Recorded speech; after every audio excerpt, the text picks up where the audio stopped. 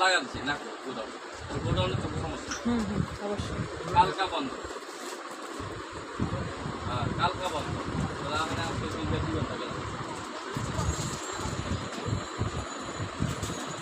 কালকা বন্ধ করবো আগে তো চান দেখুন খোলো একদিন চান দেখতে আগে